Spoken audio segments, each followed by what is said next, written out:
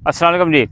काश्तकार भाइयों, आज हम आपको दिखाने जा रहे हैं कि हम जो है जब हमारी सोयाबीन की क्रॉप जो है 2 से 4 पत्ता स्टेज के ऊपर आ जाती है, तो उस वक़्त जो है हमने अपनी सोयाबीन क्रॉप जो है उसकी जो है छितराई करनी होती है। यानी पौधों का फासला जो है वो मेंटेन करना होता है, कमज़ोर अज़ाफ़ी पौधे जो है वो निकाल देने होते हैं। काश्तकार भाइयों, ये आप देख सकते हैं स्क्रीन के ऊपर कि ये जब हमने 3 फुट के बेड के ऊपर जो है दोनों तरफ सोयाबीन की काश्त की थी, तो हमने सीड ड्रिल के ज़रिए से काश्त की थी और देख सकते हैं कि हमारे जो है पौधे जो हैं वो बहुत ही ज़्यादा घने हैं।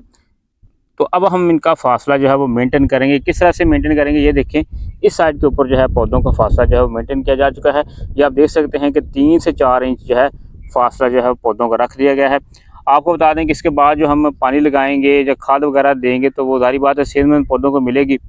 तो इसका आप अंदाज़ा इस बात से लगा सकते हैं, इस मिसाल से लगा सकते हैं कि जैसे एक रोटी है और वो 8 आदमी खाएँगे, तो क्या उनकी भूख मिट पाएगी? और अगर एक ही रोटी जो है वो एक बंदा खाएगा, तो क्या वो उसकी भूख मिट पाएगी?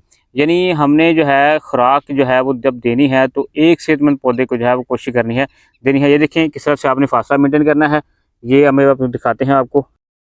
ये आप देख सकते हैं कि जो गैर मुतल्लका पौधे हैं वो आपने निकाल देने हैं, और जो आपका 3 से 4 इंच फासला है पौधों का, वो आपने रख लेना है। अज़ाफ़ी पौधे जो हैं जितने भी हैं वो आप निकालते जाएँ, उनको जो है वो फ़ारिग करते जाएँ दरमियान से। तो इस तरह से जो है आप रोगिंग कर चुके होते हैं।